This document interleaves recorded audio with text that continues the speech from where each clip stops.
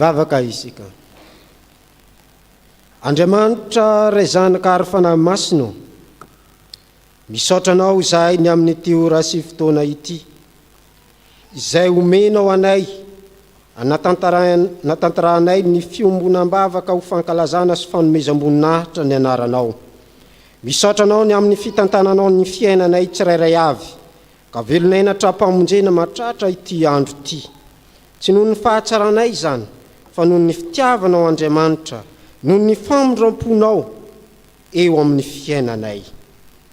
Koa ankehitriny Tompo, dia mangataka ny fananao masina izahay. Ameno anay tsirairay avy ka hiatrika izao fanompom-pivavahana izao, masamy ho eniky ny fahasoavanao, ary andray zavatsoa avy aminao, ka tsy hisy hivoaka mena raha miala hito amin'ny fiangonanao fa samy andray ny fitahinao Andriamanitra. Fanahy masino, manatrehanay, mombanay, mitarianay amin'izay rehetra ataonay. Fa ataonay ho voninahitra ao Andriamanitra rerian'ny fanompona rehetra izay tantarahanay amin'ity andro anio ity. Ataonay ny vavaka amin'ny anaran'i Jesoa, ilay nampianatra anay mivavaka manao hoe: Rainay izay nandanitra, ho masina ny anaranao, ho tonga ny fanjakanao. Atao anay sitraponao ety an-tany tahaka ny andanitra. Omeo anay anio na ny sazo anay, ary mamelany ny elokay tahaka namelanay izay meloka taminay. Aza mitondra anay amin'ny fakam-panahy, manafahana amin'ny ratsy. Anao ny fanjakana sy ny hery, ary ny voninahitra mandrika izay. Amen. Aoka hipetraka ny fiangonana.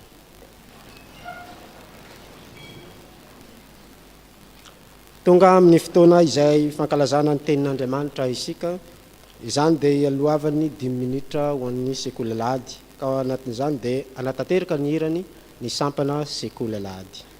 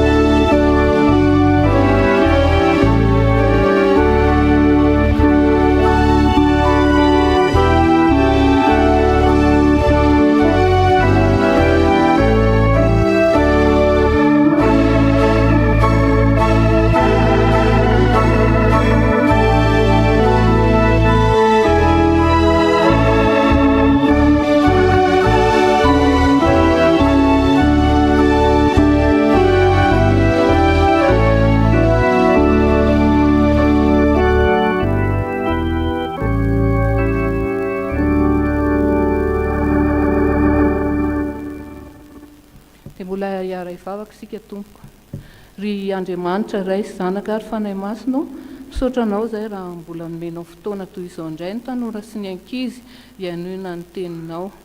ka angatahanay aminao ary Tompo mba harotsaka ao aminay ny fanahinao masina mba hitarika anay amin'izay tiana ho lazaina amin'reto ankizy reto. Saotra Jesosy eo. Amen. Iara hitsangana ny ankizy sy ny tanora.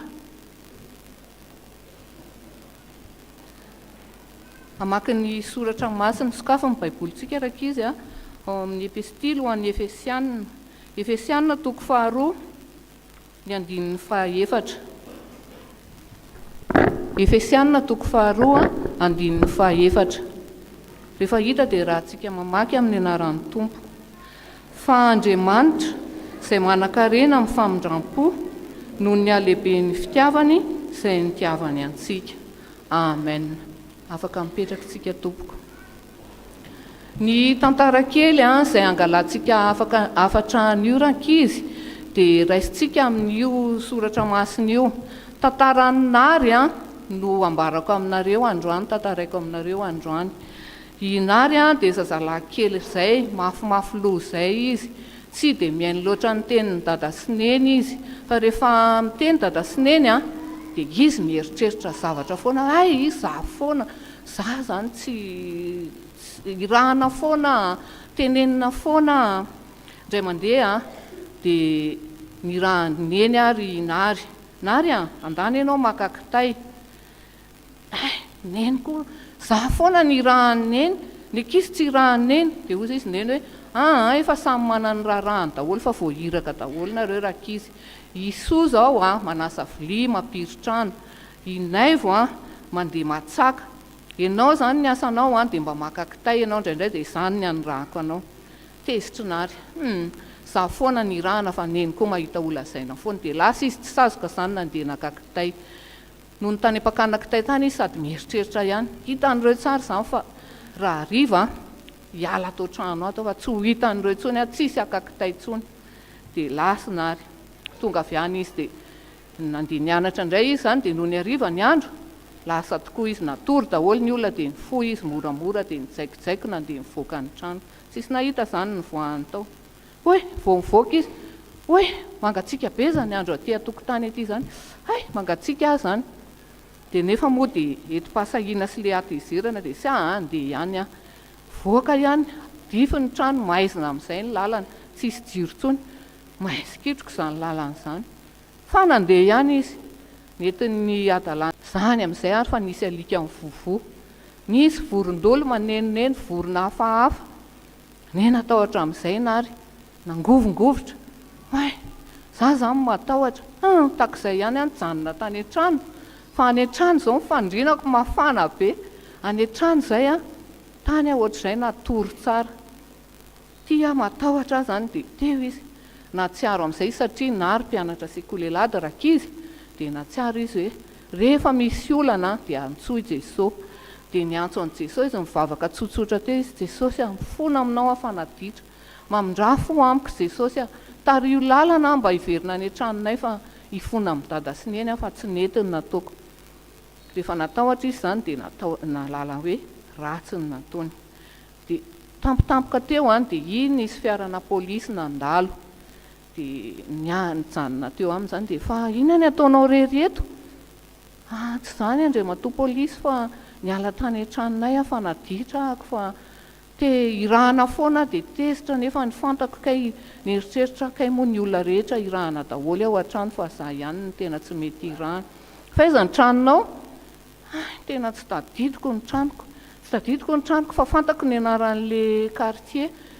Fa rehefa tonga any dia fantako ihany hoe aiza ny tranonay. Dia teneno ara ozy izy le pôlisy dia nitenenina teo zany hoe ary ananina mipetraka. Dia lasa nentin'ny pôlisy tany izy dia hitany ny tranony.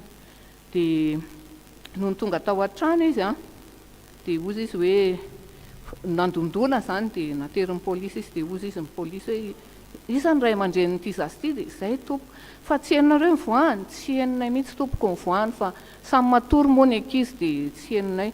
Dia nary moa tonga dia mifona dada sy neny mifona fa tsy hanao intsony maditra naditra fa mifona aminareo dia mifona fa tsy hamerina intsony. Dia eny ara ozy izy dada sy neny. Dia tadidy mifoana amin'izay zany fa tokony hiankina amin'ny Jesosy koa izy fa raha tsy izany izy tsy tafaverina tany an-tranony. Fa hoy ny dadany taminy, zao rakizy ny zavatra rehetra azo atao nefa ny zavatra rehetra tsy ary mahasoa avokoa. Soa zany izy fananana an' Jesosy, miaraka amin'ny Jesosy dia novonjeny Jesosy, fa Jesosy zany Jesosy rery ihany manome anao fiadanam-po sy fiainana eto amin'ny tany. Dia izay no zavatra teneniny ato amin'ny Efesianina teo hoe fa Andriamanitra manan-karena amin'ny famondram-po noho ny alehibe ny fitiavany izay nitiavany itsika. Amen. Mbola iray vavaka isika. Misaotra anay izay Tompo raha mbola nafaka niaino ny teninao teto ary nitarihan'ny fanahinao masina. Ingany izay mba ahay aina, ahay akatoa, ahay ampianatra izany zavatra nomenao anay izany, dia ho voninahitry ny anaranao irery ihany sy ampitombona ny finoanay. Misaotra Jesosy eo. Amen.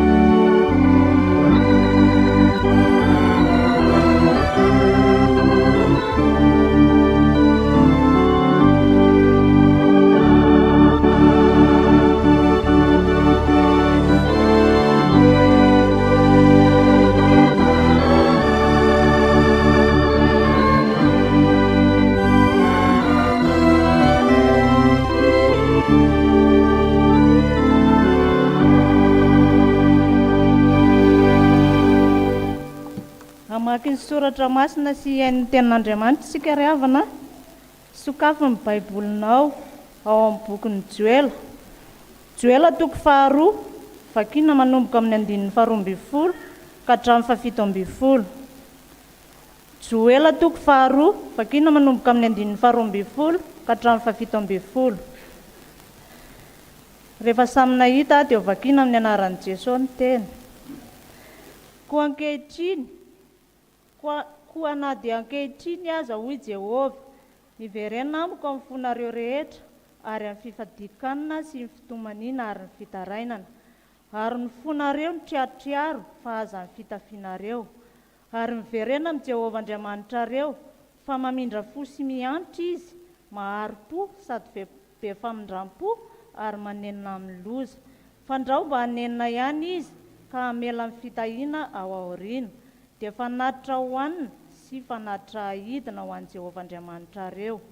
Tsy ho fiaoziona ny anjomara ka manamasina andro fifadikanana, miantso fivoriana masina, angony ny vahoaka, manamasina fiangonana, vorio ny loha olona, angony ny ankizy madinika mba amin'ny zaza minoana.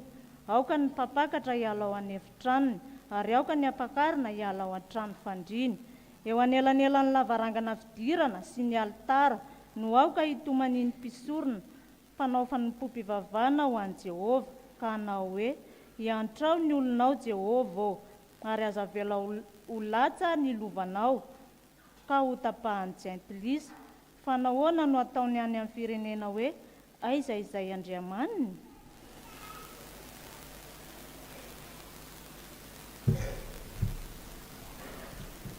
Mbola hotoizantsika ny famakiana ny soratra masina izay hitantsika ao amin'ny bokin'ny Apokalipsy. Apokalipsy toko 2, ny 1 ka hatramin'ny 7.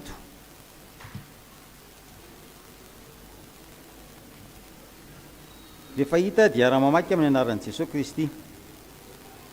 Sorato amin'ny anjelin'ny fiangonana any Efesosy, izao no lazain'ilay miazona ny kintana 7 eny an-tanany ankavanana, sady mandeha avoan'ny fanaovanjiro volamena 7.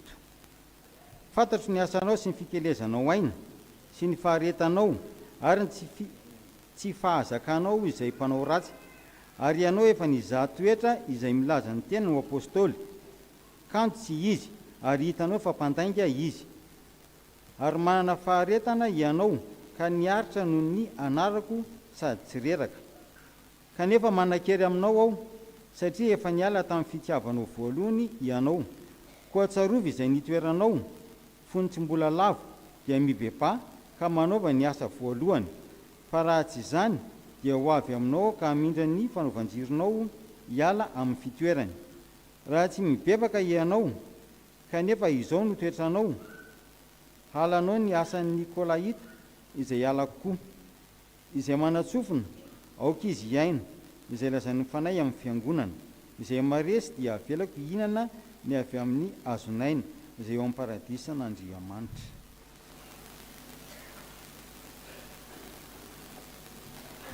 Hotsenaitsika eo mpitsanganana ny filazantsara.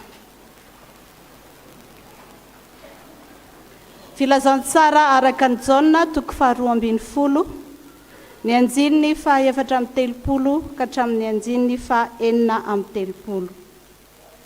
Jaona toko 2:12, ny anjininy 4:30 ka hatramin'ny anjininy 4:30. Vakina amin'ny anaran'i Jesosy.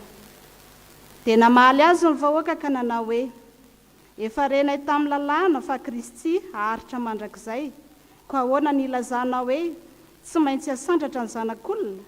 Iza moa zany zanak'olona zany? Dia hoy Jesosy taminy: mbola kely ihany ny hitoerany mazava aminareo, mandehana raha mbola manana mazava ianareo, fa tsy ahatratra anareo no maizina, fa zay mandeha amin'ny maizina dia tsy mahalala izay alehany. Raha mbola manana mazava ianareo dia minono mazava mba ho tonga zanaky ny mazava. Rehefa nilazany Jesosy dia niala izy ka niery azy. Amen. Ray masonao manamasinana fahamarinana, ny teninao fahamarinana. Amen.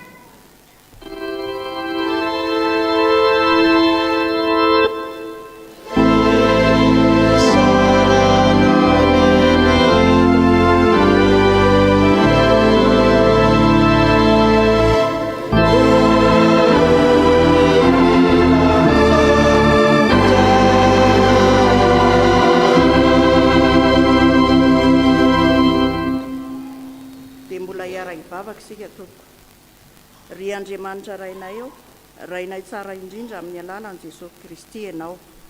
Misaotra sy mankasitraka anao amin'ny fonay tokoa zahay tamin'ny fitantananao anay ka tonga ato amin'ny tempolinao masina. Hiaino ny teninao satria Andriamanitra tsara ianao ary miteny aminay mandrakariva. Misaotra Tompo satria mbola fitiavanao sy famindraponao aminay zany. Ankehitriny raha ho azavaina aminay izany teny izany dia angatahanay ny fananao masina, hitoetra ao anatinay tsirairay avy, mba hahafahanay mandray tokoa izay tena tianao ho tenenina aminay. Ny mpanompo izay ampitsindrainao ny teny koa dia fenohy ny fananao masina mba hanana fahamasinana araka ny fitiavanao, dia apetraka eo ambany fahasoavanao zany vavaka izany. Engany Tompo tena mba teny fiainana ho anay tokoa ny teny izay ho ambara ny mpanomponao. Dia amin'ny anaranao Jesosy Kristy no anandratanay izany vavaka izany. Amen.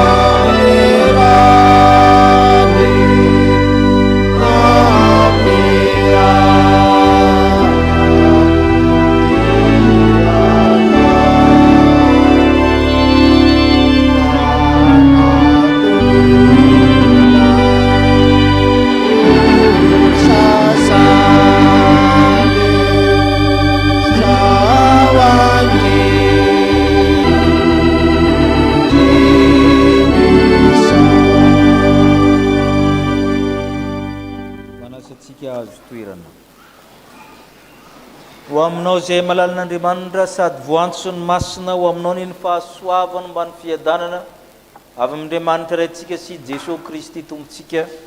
Amen. Bokin'ny 𝗔𝗟𝗔𝗛𝗏 toko faharoa. 𝗔𝗟𝗔𝗛𝗏 na Yoel ny teny roa mitambatra, Yo sy ny El. Jehovah no Andriamanitra na Yahvé no Andriamanitra na ny Tompo no Andriamanitra. Zay ny dikan'anarana hoe Joel, zany Joel. Mpaminany taorian'ny fahababoana izy. Fatatsika fa ny fanjakan'ny Israely nanomboka tamin'ny andron'ny Saoly ka hatramin'ny Solomona dia fanjakana tokana. Dia aveo izy manomboka amin'ny Jeroboama sy Rehoboama fanjakana roa mivaky roa atsimo sy avaratra. Dia rava io fanjakana io ny fanjakana atsimo sy avaratra, ka ny fanjakana avaratra ny rava taloha tamin'ny taona 700 talohan'i Kristy, dia ny fanjakana atsimo rava tamin'ny taona 500 talohan'i Kristy. Dia babo tany Babilôna ny zanak'Israely nandritra ny 70 taona tamin'ny andron'ny mpaminany Isaia, Jeremia, Ezekely. Aveo niverina indray zareo tamin'ny fahababoana, zay natao hoe période post-exilique. Niverina amin'ny fahababoana zareo nampitandrina indray ny mpaminany sao dia ho tonga indray ny loza manaraka. 𝗔𝗟𝗔𝗛𝗏 zany atao hoe mpaminany taorian'ny fahababoana, atao hoe post-exilique zany izy ireo. Mampalaza amin'ny 𝗔𝗟𝗏 sy ireo mpaminany taorian'ny fahababoana ireo dia ny filazanany hoe ho avy ny andron'ny Jehovah, le jour de l'Éternel. Io andron'ny Jehovah dia andro mafy, andro mahamay, andro famaliana, andro fitsarana, nefa koa andro fanavotana. Ampitahaina amin'ny farandro io, nefa koa ampitahaina amin'ny zavamisy ety an-tany ihany. Ka antsonany io ilay bebaka fa ny andron'ny Jehovah dia andro mahamay manahirana ho an'ny sasany, nefa andro mahafaly ho an'ny hafa. Koa anatin'izany antso amin'ny fibebahana zany no misy an'le toko faharoa novakiana teo. Izy 𝗔𝗟𝗏 rehefa miantso amin'ny fibebahana, miantso amin'ny fibebahana ny Tompo, dia ny olona manontolo sy ny olona rehetra, tout homme et tous les hommes, ny olona manontolo sy ny olona rehetra no antsona amin'ny fibebahana. Ho resantsika le hoe ny olona manontolo. Ny olona manontolo no antsona ibebaka, zany hoe holistika zany. Zany hoe ianao manontolo vatana saina fanahy no antsona mibebaka, fa tsy ny ampahampahany ihany, tsy ny ampahan'ny fiainanao ihany. Izay le hoe ny olona manontolo. Izay ny aviany le teny ato amintsika miteny hoe ny fonareo. Dia vakitsika ny andininy 12 sy ny 13 vakitsika amin'ny anaran'ny Tompo manao hoe koa na be ankehitriny aza ho Jehovah, miverena amiko amin'ny fonareo rehetra, ary amin'ny fadian-kanina sy fitomanina ary ny fitarainana, ary ny fonareo ny triatria fa aza ny fifatianareo, ary miverena amin'ny Jehovah Andriamanitra reo. Fa mamindra fo sy miantra izy, mahary-po sady be famindram-po, ary manenina amin'ny loza rehetra. Ny fo zany ny resahana hoe satria ny fo ny foibeny fihetsem-po, foibeny fahalalana teo amin'ny tantsinanana. Ny fo, ary ny fo dia manana sofina, afaka miaina. Maninona mozy miteny eo amin'ny fo satria ao amin'ny fo ny ovoa amin'ny zavatra rehetra. Ny fo no niala tamin'ny Andriamanitra, ka mila miverina amin'ny Andriamanitra, mila misaina miaraka amin'ny Andriamanitra, mila mitia miaraka amin'ny Andriamanitra. Maninona moa tenenina manokana ny fo? Mba jerentsika ny Matio 5:12. Raha miteny Jesosy tsy izay miditra amin'ny vava ny mahaloton'ny olona fa izay mivoaka satria zay mivoaka io avy aiza avy eo amin'ny fo. Matio 10:20 amin'ny 7:20 hatramin'ny 20 no vakitsika. Matio 10:20 amin'ny 7:20 hatramin'ny 20 vakitsika. Fa izay mivoaka avy amin'ny vava kosa dia avy amin'ny fo, ka amin'izany maloton'ny olona. Fa avy amin'ny fo ny vansain-dratsy, ny vonon'olona, fakambadin'olona, fijangajangana, ny alatra, ny ampangalainga, ny fitenenan'ny ratsy. Izany maloton'ny olona, fa mihinana amin'ny tanana tsy misasa tsy mba mahaloton'ny olona. Zay le olona manontolo zay zany tena mahaloton'ny olona manontolo dia ny avy ao anatin'ny fony no manimba ny fiarahamonina rehetra, fa tsy hoe le tsy ny sasa-tanana ihany ho Jesosy. Ny olona manontolo nasaina mibebaka, ny avy ao anatiny mankany ivelany, ny avy ao anatiny mandeha aloha, ka ny fonareo ny triatriaro fa tsy ny fitafianareo. Ny jiosy manko rehefa tena mifona dia rovitina ny fitafiana. Zay ny fomban'zareo. Marika fa tena mifona aminao dia rovitiko mihitsy le fitafiako. Ka ny joela hoe ny fonao no maizy anao aloha ny fibebahana, fa ny fitafiana zany miendrika ivelany, manomboka avy ao anaty aloha dia miafara amin'ny fifadian-kamina ozy izy, misy fitomanina ozy izy, zany hoe ny fihetsem-po, ny fitarainana, miala amin'ny ratsy dia manao ny tsara, manao ny marina, satria Andriamanitra izay ivelana antsika dia Andriamanitra tsara sady marina. Ary zay ny takina amin'izay. Le fibebahana zany le olona manontolo. Andenga jerentsika ny fibebahana Zakaiosy, fa tsy le hoe miteny hoe mifona ihany, fa avy ao anaty mankao ivelany. Rehefa hoe Zakaiosy dia Luka 7:20 foana no misy an'izay. Zay ihany dia tsy misy amin'ny toeran-kafa. Jereo ny endrika fibebahana nataon'ny Zakaiosy. Nitady an' Jesosy izy, niona tamin'i Jesosy izy, nandray an' Jesosy tanatraminy izy. Endrika fibebahana daholo zany. Dia niantso ny namany izy, nisy fifaliana tao. Dia jereo amin'izay ny nataony avy eo amin'ny 9.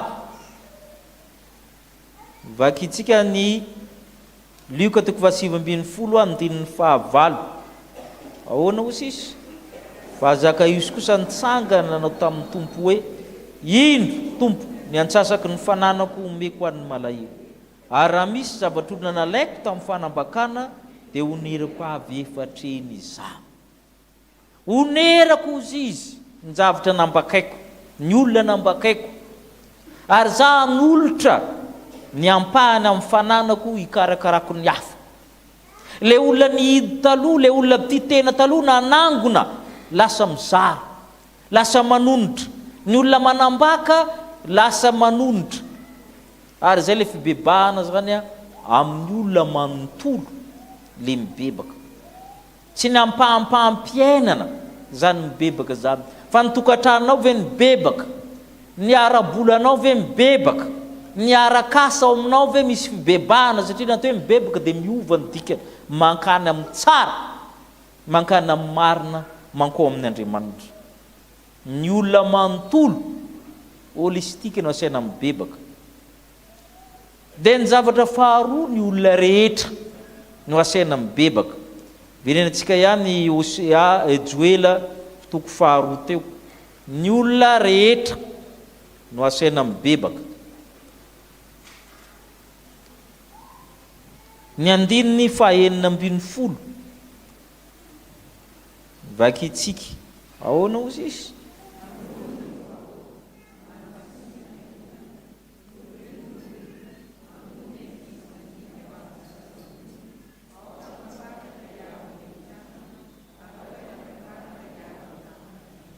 Amin'ny 9:70 moa ny mpisorona koa voatonona.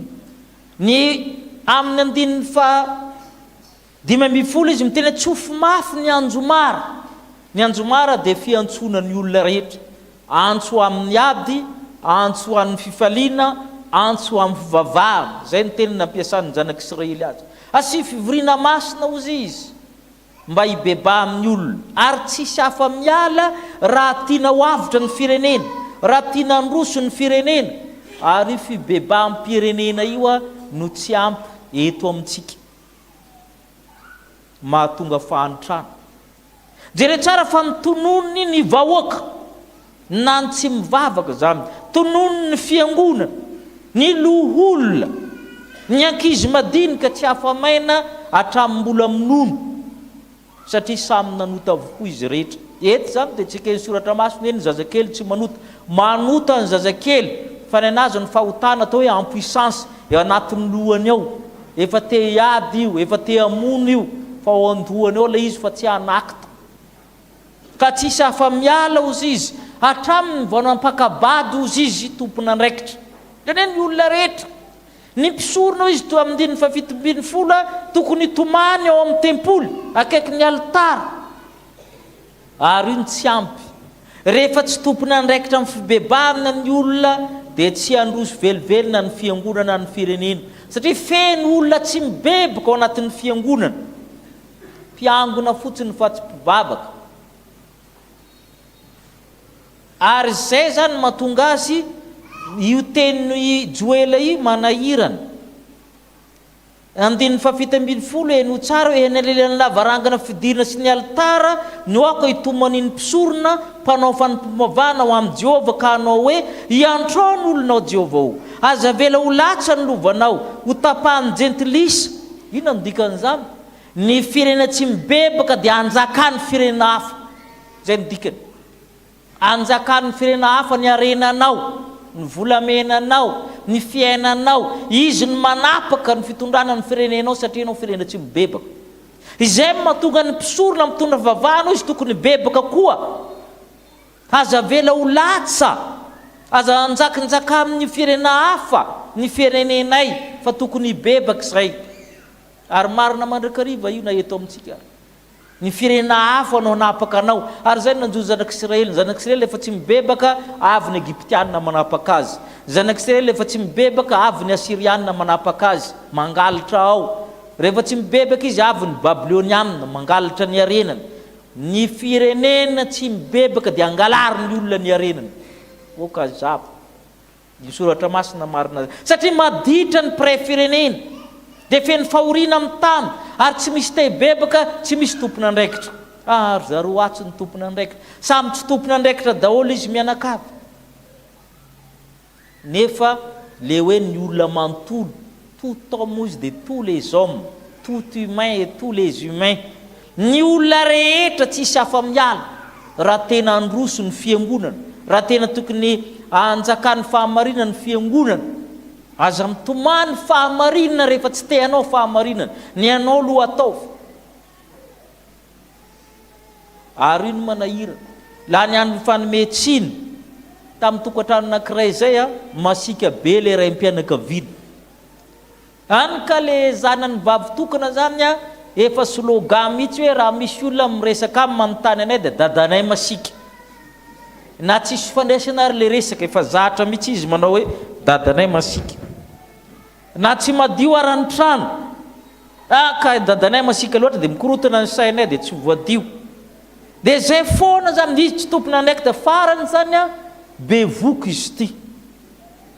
Dia rehefa bevoka izy na mitanina morkia, mananinonao bevoka, dadanay masika.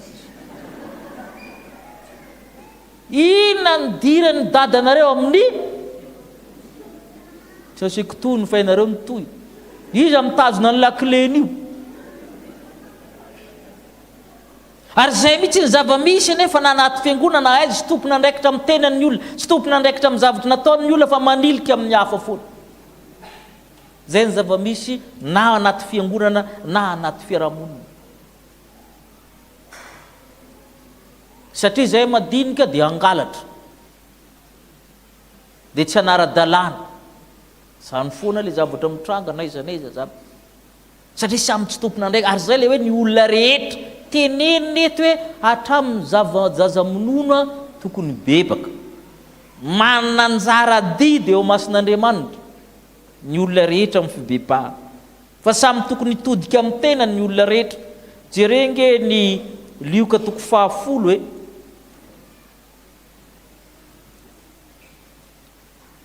izay mahatonga ny fibebahana tsy dia vita atao am-piangonana fa le ataontsika aorian'ny fiangonana jere ny fibebahana voalaza ny Jaona Mpaonao Batisa amin'ny lioka toko 10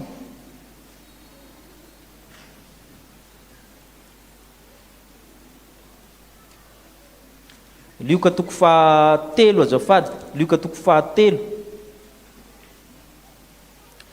i Jaona Mpaonao Batisa miantso amin'ny fibebahana ho avy ny famaky kapa zay le hoe ny olona manontolo lioka toko 13 manomboka mandininy 10 ahoana ozy andininy 10 izy ananatina voalohany vahoaka tompona andray satria ny firenena Israely nijaly tamin'ny fotoana io ambany ziokan'ny Romanina misy anjara fibebahana ho an'ny vahoakany zay manana akanjo roa izy dia maninona manomeza ho amin'ny tsy manana zay ny eo ary io sary ny fiainantsika io na manana roa ary ianao manomeza ny antsika indray le manana roa manendaka minimum des choses Jaona Mpaonao Batisa na roa fotsiny ianareo vahoaka reo ty tena ianareo zay dikan'izay ianareo koa afaka manala ny fahantrahanareo amin'ny fampizaranareo ny zavatra tokony zarainareo zany ny fibebahana zany ny olona rehetra zay manan-kanina izy aokanao toy zany koa tonga koa ny inona ny tonga manaraka ny mpamory hetra ny mpiasa mpanjakana ny mpiasa tsy miankina io zany a solotena ny mpiasa rehetra ina ny problema ny asa rehetra io tenen'ny Jaona Mpaonao Batisa resaka inona vola resaka kolikoly hatrany ambony ka hatrany ambany aza mampandomo ohatra izy fa misy barème io misy an'izao io dia ry zalahy koa zany mampidina ambanin'le barème hoe raha 100 000 le izy tsy aleonao mandoa 50 000 ariary amiko to zay anao nomeko ina moa na raha le zavatra omena amin'ny arabe reny moa contravention tanareo izay le zavatra eto hoe efa misy ny tokony ho tenena amin'io iny tena mampahantra hatrany ambony ka hatrany ambany fibebahana ataon'ny olona rehetra miasa milalao vola daholo tsy mifanaraka ny zavatra ny tonga koa ny inona ny fahatelo mariky ny manam-pahefana rehetra ny miaramila inona ny fahaboazana telo ataon'ny manam-pahefana rehetra ny voalohany fanafara-pahefana aza mitoatoa foana ny faharoa mandainga satria zany ny hoe miampangalainga dia mamorona dossier fomba ny olona rehetra io hatramin'ny serasera tambajotra dia mifamorona dossier fa ny migadra fotsiny migadra fa isy koa ny fanosipotaka eraky ny FB rehetra io sa tsy marina zany dia ny manaraka tsy mety afa-po amin'ny karama samy mercenaire daholo dia izay le hoe fibebahana ho amin'ny olona rehetra tsisy afaka miala amin'io raha tia nandroso ny tokantrano anankiray ianareo mianakavy no mibebaka manomboka amin'ny kely indrindra ka hatramin'ny lehibe indrindra miova ny dikany le mibebaka eto fa tsy hoe resaka tao ka izay no tenen'ny ijoela amin'ny zanak'Israely eto hoe ny olona manontolo izy tsika avy ao anatinao mankany velany mibebaka miova avokoa aza manao tapany ary ny olona rehetra dia tompona andraikitra amin'izany fibebahana zany ho tanteraka amintsika ny tena fibebahana azoantsika fiainana tsaratsara kokoa miaraka amin'ny Andriamanitra. Amen.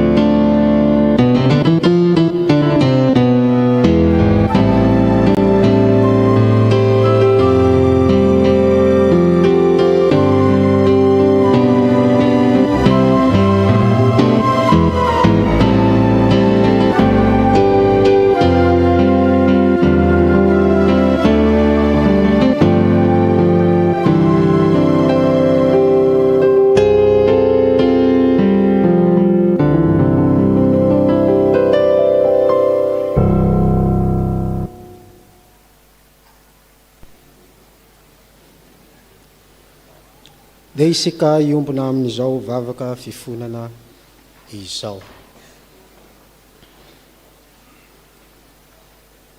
Ry Tompo Andriamanitra io, Andriamanitra miantso anay amin'ny fibebahana mandrakariva ianao, amin'ny maha olombelona mpanota anay tsy mahatanteraka ny sitraponao. Raha vao minanyreny izany sitraponao zany zahay tamin'ny alalan'ny toriteny izay nambara taminay teo, dia mahatsiaro zahay fa tsy tanteraka. Satria ianao rehefa miantso dia ny maha-olona manontolo anay no takinao amin'izany fibebahana izany.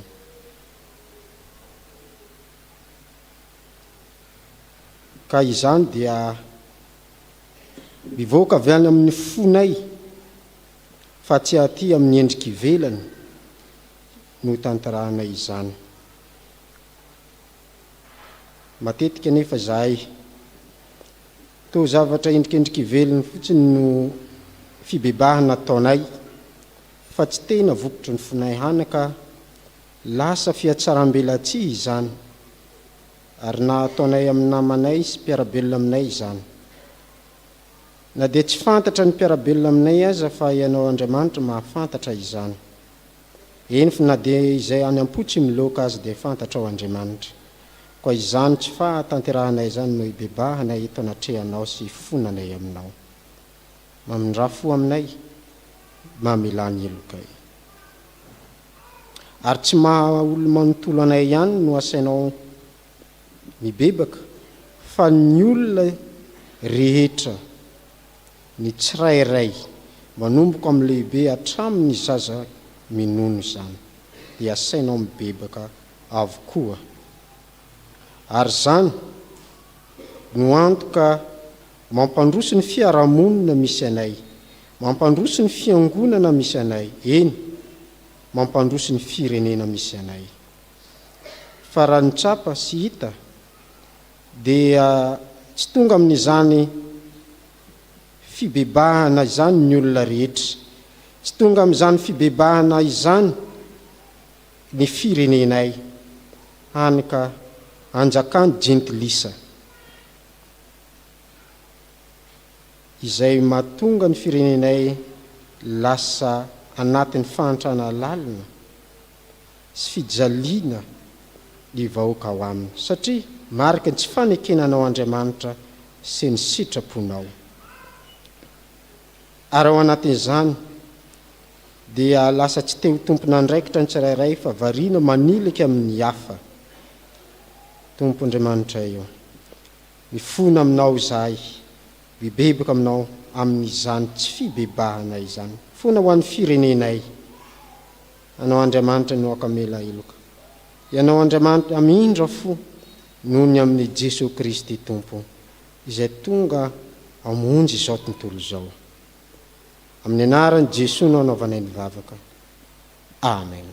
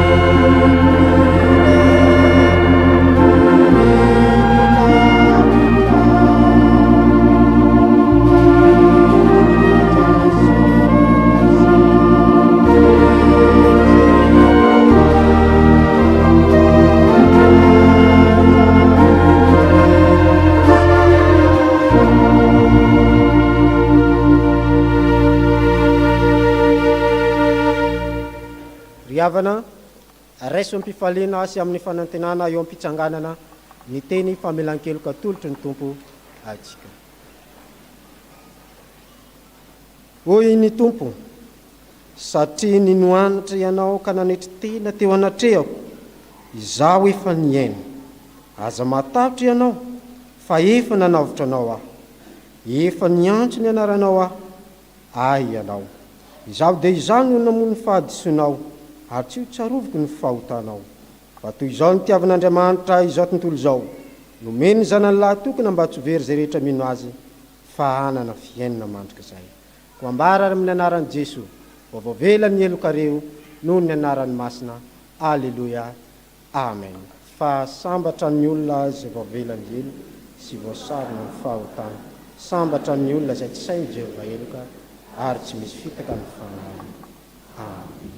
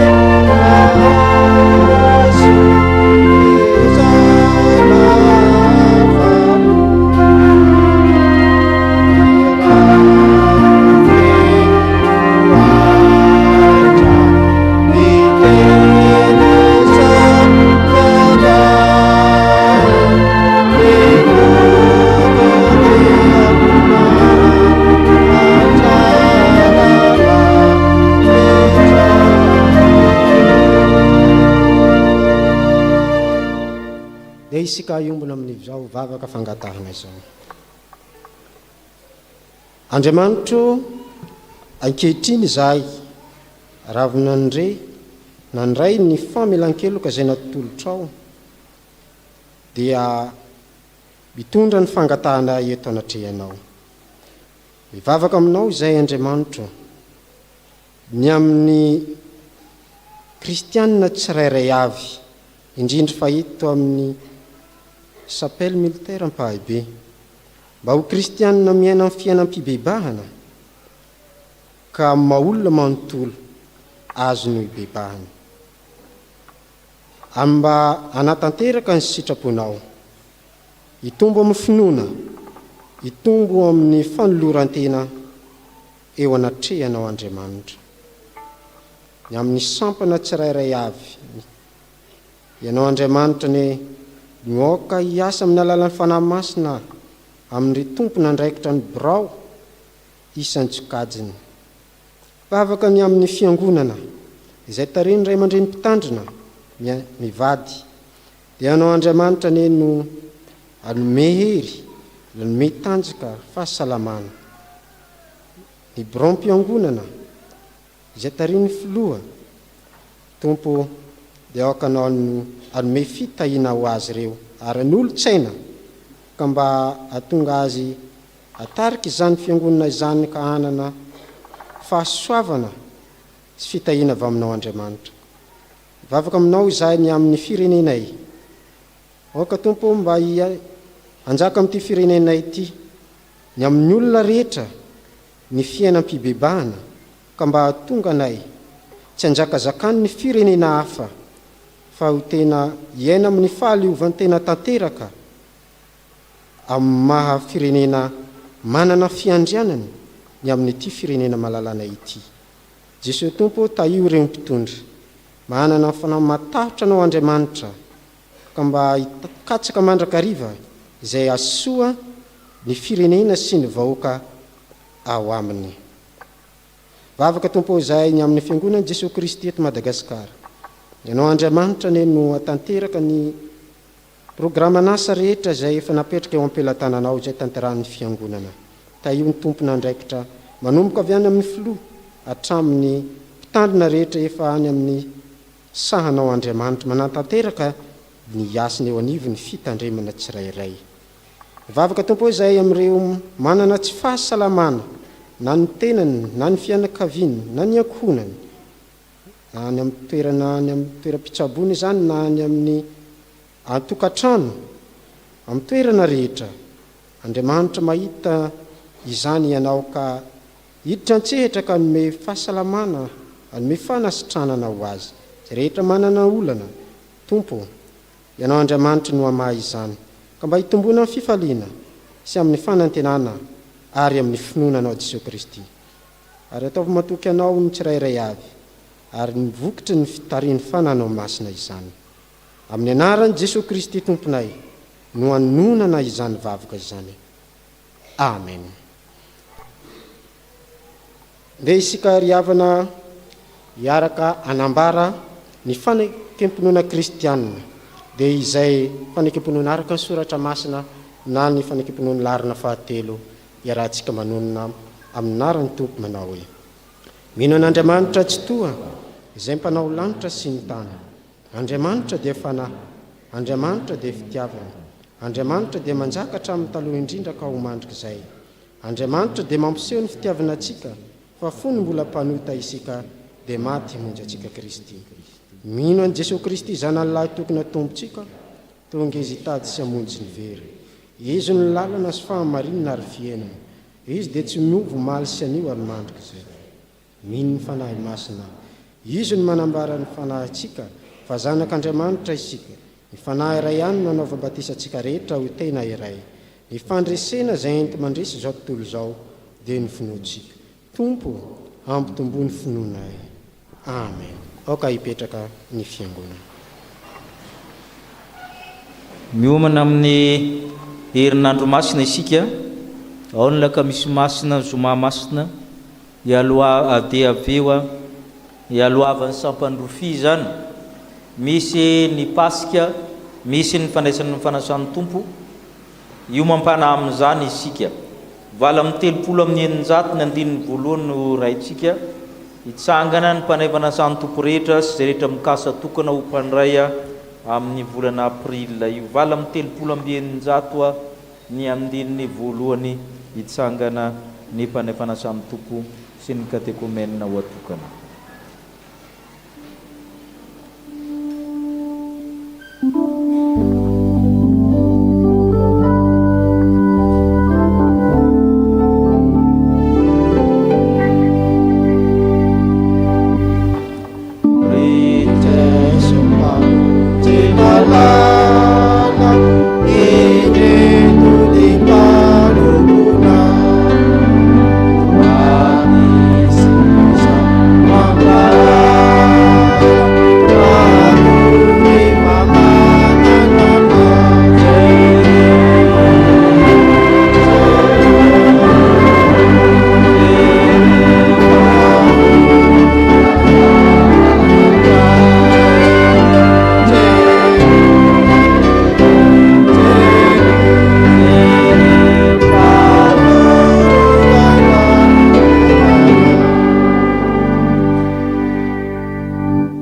Matio toko faharoa ambin'ny folo ny andininy faha 1:30 sy ny faha 2:30. Matio toko faharoa ambin'ny folo ny andininy faha 1:30 sy ny faha 2:30.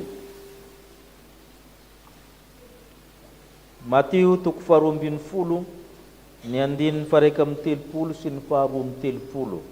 Vakitsika rehetra aminaran'ny Tompo manao hoe: ary noho izany dia lazaiko aminareo hoe ahazo famelan-keloka ny olona minota sy ny fitenenan-dratsy hafa rehetra, fa tsy ahazo famelan-keloka ny olona amin'ny fitenenan-dratsy ny fanahy masina.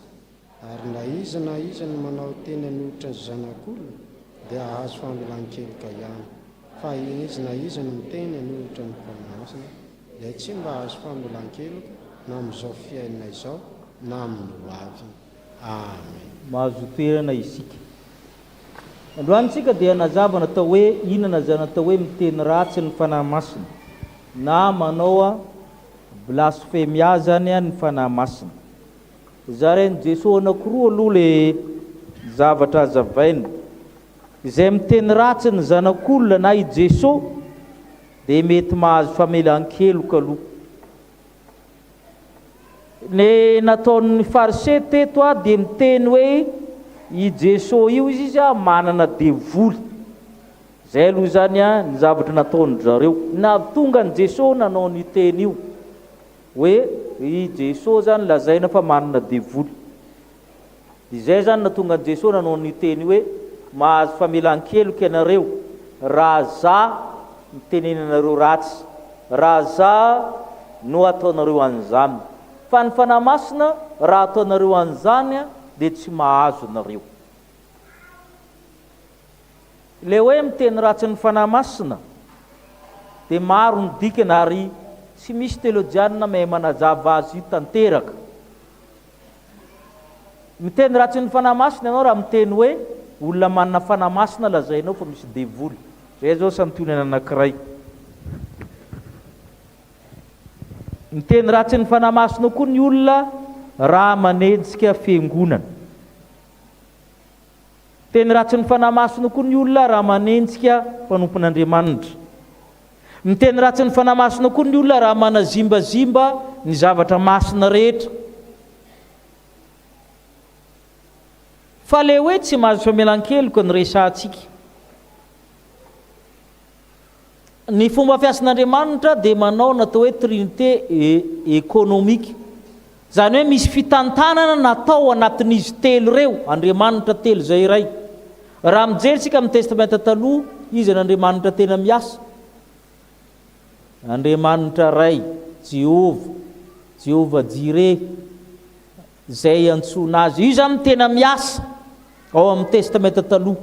Rehefa vakinao ny filazantsara, izy ny tena miasa, Jesosy Kristy. Rehefa manomboka amin'ny asan'ny apôstôly, izy ny tena miasa, ny fanahy masina. Zay natao hoe trinité économique. Zany hoe misy fitantanana, fifandimbiasan'asa, fifandimbiasam-pitantanana nataon'le trinité zany ray zanaka fanahy masina. Ka amin'ity fotoana ny tenenan'i Jesosy ity dia Jesosy aloha ny eo. Efa vita ny asan'Andriamanitra ray. Za aloha ny eto Jesosy. Raha za ny adivanareo, teneninareo ratsy, za afaka mamela. Satria ny zanak'olona ozy izy itonga hitady sy hamonjy ny very. Mbola zay aloha ny eto. Tsy tonga mba hitsara fa tonga mba hamonjy. Zay mahatonga ny olona miteny ratsy ny Jesosy, miteny hoe anao misy devoly tamin'i Jesosy, mbola mety mahazo famelan-keloka ianareo izy. Fa raha tonga ny fanahy masina ka ataonareo ohatran'io, ianareo ny raisiny eo. Satria amin'ilay trinité économique zany izy ny dernier rempart. Fantatry ny miaramila tsara zany. Ny fanahy masina zany eo, tsisy rekoro azonao atao intsony. Tahaka ny amin'ny fitsarana zany. Première instance moa dia miakatra dia inona ny tampony ao. Rehefa eo zany tsisy rekoro azo atao intsony.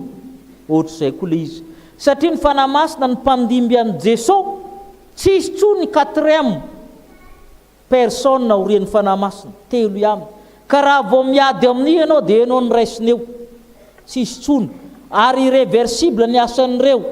I Jesosy zany a tsy miady tamin'ny Jehova ray, ny fanahy masina koa zany a tsy miady amin'ny Jesosy. Efa amin'ny fanahy masina ny fahefana rehetra, Jesosy anandanitra. Ny tena marina mankitsika mitenena hoe mandray an' Jesosy, ny fanahy masina miteny raisitsika raha ny marina fa Jesosy efa nandanitra. Fa ny Trinité dia miaraka ihany a, zay mahatonga zay hoe rehefa miditra ao ny fanahy masina, miditra koa ny ray sy ny zanaka. Ka zao amin'izay ny dikany, tsy mahazo fialan-keliko izy na amin'izao ankehitriny zao na amin'ny fiainana ho avy zao ny dikany. Ao amin'ny baiboly io zany a misy zavatra vitsivitsy a tsy tena atoron'Andriamanitra midikany. Zay natao hoe fahendren'Andriamanitra ny manafin-javatra, fa fahendren'ny olombelona ny mamantan-javatra. Misy zavatra vitsivitsy atoron'Andriamanitra mba hahatonga anao hoendry, ka tsy misy olona mahafaritra marina hoe inona tsara miteny ratsy ny fanahy masina fa tsy antonany resantsika. Ny dikan'izany dia hoe ny fanahy masina rehefa tezitra dia tsy miverina, zay ny dikany. Oka zava-tsara. Ny fanahy masina zany tsy azo atao tezitra, malahelo mbola azo atao aviany hoe aza mampalahelo ny fanahy masin'Andriamanitra zay nanisy tombo-kasehanao. Ny fanahy masina raha vao tezitra tsy miverina intsony, zay ny dikany io. Ka ny fanahy masina dia tsy mety miala amintsika. Ny antony tsy alana amintsika dia tokana. Raha miala izy manina ho iza teo? Jamais, tsy miverina. Oka zava aminareo izay. Ny fanahy masina rehefa miala dia tsy miverina intsony. Fa izy mandefitra foana ninina ataonao. Zay no mahatonga ny olona 20 taona tsy nivavaka, gagy ianao mifaraka amin'ny 20 taona tonga ao am-piangonana izy, satria tsy nanary azy ny inona? Ny fanahy. Tsy niala, zay ny proof hoe tsy niala ny fanahy masina. Zay mahatonga ny olona anatin'ny taona maro miady amin'ny fiangonana foana nampitandrina takan'izany, gagy ianao miova izy tsy manao an'izany intsony. Satria ilay fanahy masina tsy miala. Fa raha miala io, maninona ho iza teo? Tsy miverina. Ary zay.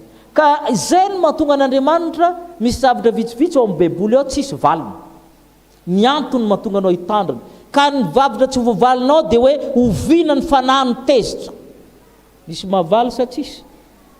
Inona tsara ny tena mahatezitra azy mba hahatonga anao hitandrina? Mety tsy zavatra grave nataonao rehefa tezitra izy tsy miverina. Tsy mitovy zany a ny zavatra matezitra ny fanahy amintsika tsirairay avy. Hafa ny matezitra azy raha pastery le olona, hafa ny matezitra azy raha dekona le olona, hafa ny matezitra azy raha lahy na vavy na manambaby na ankizy kely na inona. Fa zao rehefa tezitra izy dia tsy miverina. Zay koa ny antony tsy ahafantarina ny faharandro. Ny zavatra tsy fantatra manko atahorana. Resaka psikolojia indray zany. Raha fantatry ny faharandro io a, za koa raha mbo tsy niverina taty Madagasikara, raha fantatra hoe amin'ny 2027 alao amin'ny 2026 avy miverina. Azonareo ve izy? Da akatona mihitsy ny chapelle aloha fa 2027 zany dia fin 2026 sika vao miverina daholo. Azonareo ve ny fahendren'Andriamanitra miteny hoe tsy fantatra ny faharandro? Manondra ny daholo tsika mianakavy raha fantatra io. Ka tahaka izany koa tsy misy mahafantatra hoe vina ny fanahy mitezitra. Fa raha vao tezitra ny fanahy tompoko tsy miverina, zay le irréversible. Mahatonga anao hitandrina sao tetiteny tafahoatra ianao, satria na eto ary ianao ozy izy a tsy miverina intsony. Manao dekona mandramaty ianao fa efa ny fafany ny anaranao anatin'ny bokin'ny fiainana. Zay ny dikan'io. Dire tsara le teny eo a, na amin'ny fiainana zao ozy izy, ikendinao hi aminao va amin'ny teny anglisy, ikendinao ka amin'ny teny latina. Eo ianao ozy izy. Na amin'ny fiainana ho avy. Ka fahendrena ny mamantatra hoe mianara miresaka amin'ny fanahy masina sao dia tezitra ny fanahy masina. Amin'ny teny rehetra ataonao, amin'ny fihetsika io tsy mitovy io. Fa misy olona anatin'ny fiangonana dia fa misy croix ny anarany amin'ny hazo inaina, satria tezitra tamin'ny fanahy masina. Ary mety ho pastery le olona, oka zabo, asiko mafy ny tenako izy Paul apôstôly. Manao batisa izy, mampandray izy fa izy tsy tafiditra amin'ny fiainana bokin'ny fiainana. Satria efa nialany fanahy masina izy a, fa le asa atao no manan-kery foana. Satria ny batisa iny anazy sa tsy anazy. Oka zava-tsara fa tsy ny pastery rehetra koa ny miditra nan-danitra. Fa misy efa vita croix satria efa miteny ratsy ny fanahy masina. Izay zany mahatonga ny teny Jesosy mafy be ka ny olana tsy fantatrao vina izy nitezitra. Misy ohatra mampime anankiray anaran'ny pasteur namanay dia Fanahy Roger. Fanahy Roger no anarany. Ary rehefa ataoko ohatra zany dia faly ery izy. Dia rehefa misangisangy zany na miady zany dia tezitra izy zany dia amin'ny taninay. Ô pasteur, iza moa zao mitezitra, le Fanahy sa le Roger? Dia mamaly izy aveo, Fanahy samba tezitra fa le Roger nitezitra. Ary marina le teniny. Marina le teniny, iza ma Roger azy nitezitra fa ny Fanahy tsy mba tezitra. Satria ny Fanahy rehefa tezitra tompoka tsy miverina eo intsony izy, ninona nataonao. Zay ny dikany hoe tsy mahazo famelan-kely komandrak zay lany andro ianao mandeha am-piangonana. Fa ianao ary ny loza tsy fantatrao kory efa tsy lista tsony ianao. Ary zay ny loza. Satria ianao tsy nafantatra hoe efa voafafa nge le anarany. Fa ianao sainy miasa foana, manao rakitra foana, manao adidy, manao tilikambo, lany andro fa ianao tsy anaty lista. Ary izy tsy anao izy moa ianao anaovan'ny compte rendu hoe ianao za mivavaka tsony fa ianao nefa nifafako. Izy moa ianao anaovan'ny compte rendu. Azo ve le izy sa tsy azo? Zay no manahirina anatin'ny olona ray fiangonana misy olona efa voafafa. Fa dia manao rakitra, manao adidy, mamangy izy sisy ary mety hompitandrina mihitsy azy. Ka iteny izy aminy dia tena mampitandry mba hampitandremo ihany na ny vava na ny fihetsika na ny asanao. Sao dia mba tezitra aminao ny Fanahy, ary raha vao tezitra izy dia tsy miverina tsony. Fa izy indray dia maharitra, miaritra anao, ninina miditra anao. Fa teneniny fotsiny hoe aza mba tezitra izy, fa malahelo izy fa tsy mba tezitra. Fa raha tezitra izy tsy miverina tsony. Ary zay no mahatonga ny ohatra tantaraina amin'ny sekoly alahady tamin'ny Samsona, fantatsika tsara. Ny fanamasina nipetraka tamin'ny volon'ny Samsona. Rehefa naditra foana i Samsona sady milalao vehivavy sy ny sisa, farany niala le fanamasina. Fa niala izy fa talohan'ny Samsona ho faty na ninona izy? Niverina izy. Niverina izy. Satria nalahelo izy fa tsy tezitra. Fa raha vao tezitra aminao ny fanamasina, irréversible zay. Tsy miverina tsony izy. Tsy miverina tsony izy. Zay mahafana io. Izy rehefa miala dia tsy miverina. Ary tsy misy afaka manao intervention tsony na Jesosy ary. Tsy manao intervention aminao zay voalaza ny Jesosy. Jesosy mihitsy le mba avokatsika ny miteny. Le raika io izy aza masangisanginareo. Zay nge le izy. Zay ny mariky ny fanamasina manko ny hafa mahatonga manondry amin'io. Za mbola avokanareo. Fa le anankiray io aza miady amin'io. Eo nareo ny raisiny. Zay za midika ny teny Jesosy. Izy Jesosy nampitandrina. Hoe aza miady amin'io. Ka le miteny ratsy ny fanamasina zany tsy fatatsika marina miteny famaritana fa madinidinika ihany ny fatatsika hoe manenjika fiangonana, mitonona ny olona misy devoly, manajebajeba zavatra masina, eo ihany zany. Fa ovina izy ny tezitra ka tsy miverina tsony miankina amin'ny tsirairay iny. Ary izy tsy laza aminao hoe zao ny matezitra ana, io tsy teny an'izany. Fa anjaran'ny tsirairay zany mandinika, mitandry tena tahaka an'le farandro teo ihany. Matoa tsy fantatra amin'ny andro ny farandro nisy dikany mba hatonganao hoendry. Misy zavatra vitsivitsy roa ihany ny fantatsika amin'ny baiboly tsisy valiny. Ny antony mahatonganao hoendry. Anisany anankiray natao hoe miteny ratsy ny fanamasina. Ho amintsika mandrakariba ny fanamasina hitoetra amintsika mba ho tonga atsika tsy ho voafafa ny anarana amin'ny bokon'ny fiainana. Hivavaka isika. Misaotra anao zay Tompo, nampafantarinao fa ny fanamasina dia tianay nomenanay, nefa hafa izy io. Miaritra miditra anay ny adalanay izy. Malahelo izy. Miala mihitsy ary izy indraindray maka sofla kely izy. Mijery ny ataonay fa izy tsy mandoa anay tanteraka. Ny antony rehefa tezitra ka miala izy dia tsy miverina intsony. Zany vao tanteraka le hoe miteny ratsy ny fanamasina. Tsy mahazo famelan-kelo ka na ety an-tany na anan-danitra. Matahotra an'izany zay Tompo. Mianta aminao zay ry fanamasina. Anaro mandrakariva zay satria mpananatra ianao. Aitsio zahay na ny zanakay na ny kely na ny lehibe satria mety hiteny ratsy ny fanamasina ary na ny zaza monono tsisy hafa miala araka ny toroteny teo.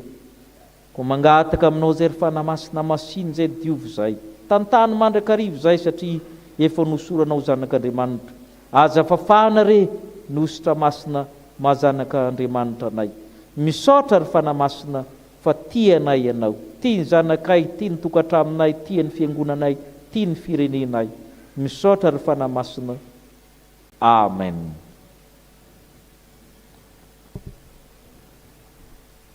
Aoreny feonkira dia hiditra amin'ny vaovaon'ny fiangonana isika.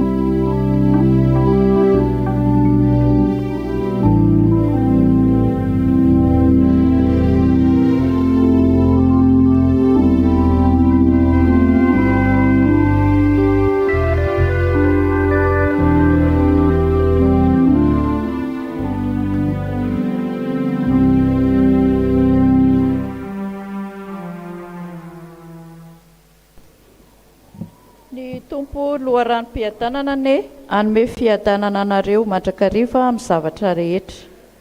Fa izay efa noazavaina indray mandeha sady efa nanandrana amin'ny fanomezana avy any an-danitra sy efa nandray ny fanahy masina ary efa nanandrana ny teny tsara an'Andriamanitra sy ny herin'ny fiainana ho avy nefa ny emotra dia tsy azo avoazina indray ho amin'ny fibebahana satria manombo ny zanak'Andriamanitra indray amin'ny azo fijaliana ka manao azy ho famenarana.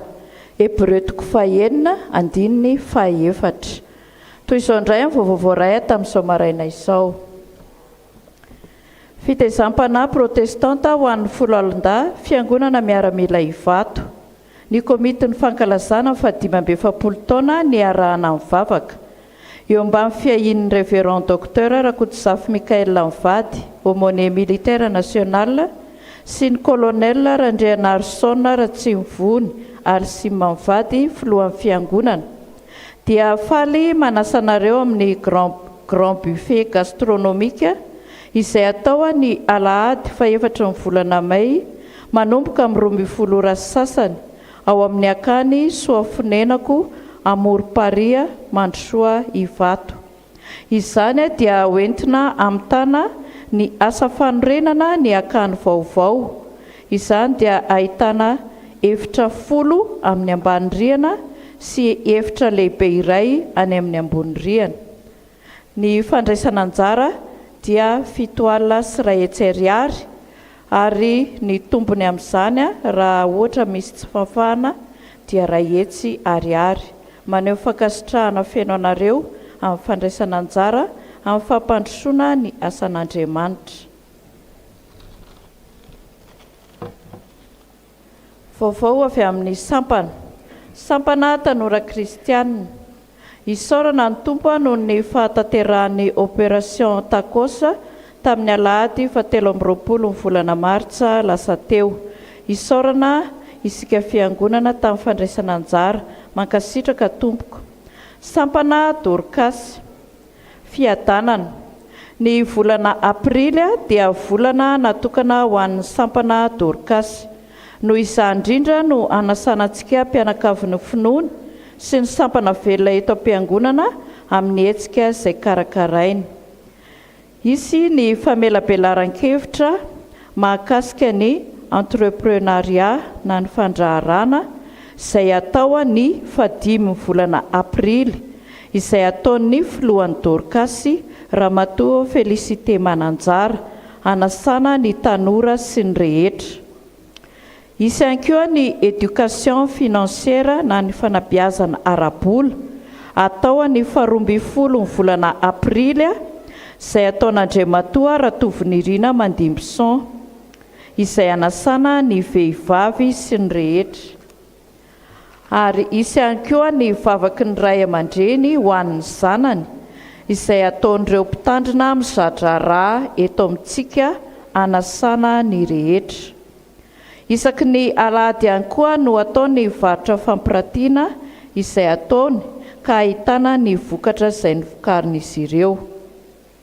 Isy ihany koa ny lavantikira izay atao any fa 17 ny volana aprily izay iarahana amin'ny sampana velona eto am-piangonana sy ny sampana dorkasy namana avy any velany.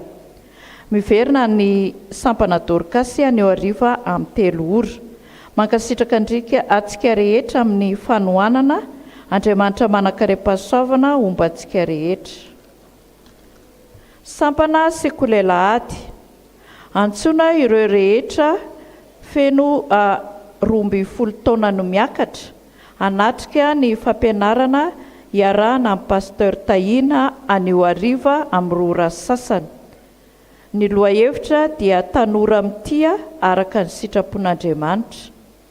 Ho an'ireo izay tany ketsa 12 taona midina kosa dia mamerikira manomboka amin'ny 3 ora. Ampiomanina ny mpianatra sekolelahady 5 taona no miakatra fa izy fa nanana ara-tsoratra masina amin'ny ity volana aprily ity. Ny 15 ny volana May no holazaina amintsika ireo mpianatra 7 tafakatra ary anatrika izany any amin'ny synodam-paritany.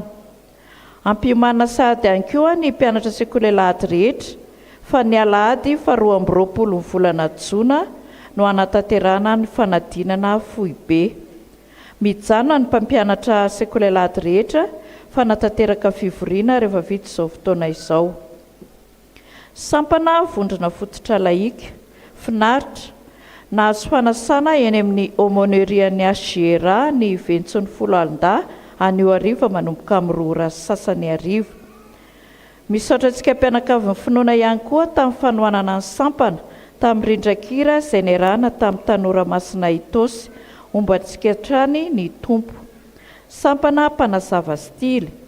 Misaotra an'Andriamanitra, misaotra ny mpitandrina ary ny fiangonana fa totosa soma tsara ny fananana teknika izay nokarakarain'ny faritany Analamanga Voany izay notanterahan'ny mpiandraikitra mpanazava ka nahazahoany ny laharana voalohany. Toy ny fanao isan-taona ihany koa dia manomana ny hetsika sokolapaka ny fivondronana azo raisina any amin'ny kapesin'ny mpiandraikitra ny tapakila. Manantena antsika fiangonana mba handray anjara any amin'izany ho fanohanana ny sampana. Dia iangaviana mba hijanona ny kapesin'ny mpiandraikitra rehefa mirava ny fiangonana. Anatanteraka famaingina marary avy eo amin'ny sampatia ny fiangonana rehefa vita izao fotoana izao. Filazana manjo, isaoranay Andriamanitra na meanay ny ray hafa-malalanay 𝗔𝗟𝗔𝗛𝗛 nandritra ny 15 taona teto tany fa ankehitriny izy Andriamanitra no nakazy indray ny alarobia 19 ny volana Martsa. Hoy ny zanany 𝗔𝗟𝗔𝗛𝗛 rindrana antenaina ny ray tapo amin'ny ny ray tapo amin'ny vadiny sy ny fianakaviana manontolo.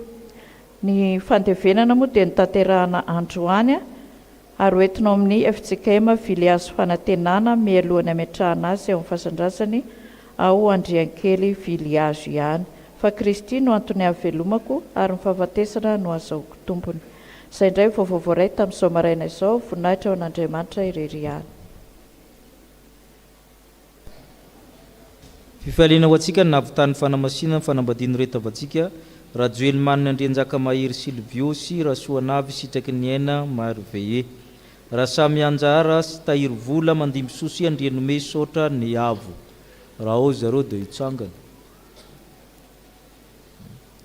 eo izy ireo dia miarahaba nareo ny fiangonana sotra tompoko. Sakramentany batisa ho atolotra ny zazakely rasoanandrasana an'ny Noël Jacques zanaky andry atody Jacques Roméosy be Suzanne Francine raha ao zareo dia hitsangana volana amin'ny province angamba ato zareo amin'ny ilany ato dia mivavaka nareo ny fiangonana sotra tompoko. Hoentina mbavaka ho masina fanambadiana amin'ny heriny andriana rively hery lamtonirina sy raha ary ny aina tsantanirina 𝗔𝗟𝗔𝗛𝗛 andriana ary sotolo janahary sy andrianjatovo Natalie Nani raha ao izy ireo dia hitsangana. mbola any ambanivohitra. Ay, nanao tafika masina ny sasany. Arak'izany lasa nanao tafika masina ny AFF sy ny sampana ito amintsika any mangatokana manjakandrinana natateraka tafika masina izy ireo. Famahana mpitandrina amin'ny volana Jolay, iry pasteur Frank zany mivoaka amin'ny volana Jolay zany efa misy ny vinavinam-pandanina momba an'izany ho antsika nyray anjara fandanina amin'ny akanjo sy ny boky sy ny tahaka an'izany efa misy ny vinavinam-pandanina azo raisina amin'ny birao ao. Ny manaraka ho tonga amin'ny volana avril zany ny solon'ny pasteur Tahina. Amin'ny volana avril zany mbola misy stagiaire anankiray ho avy ampitsolon'ny pasteur Tahina zany dia ho raisitsika eo izy rehefa tonga mivoaka miaraka amin'izareo ihany koa izy amin'ny volana Jolay zany.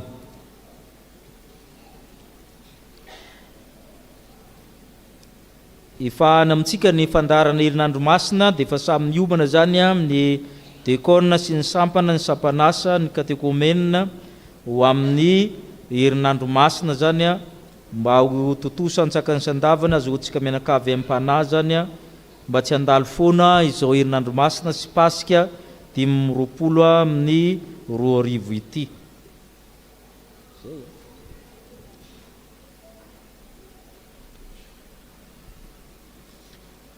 Misaotra ny tompontsika ny amin'ny raha samihafa izay apetraka malondratsika mba ho tanterahantsika mba amin'ny hoe finoana raha nasa tokoa.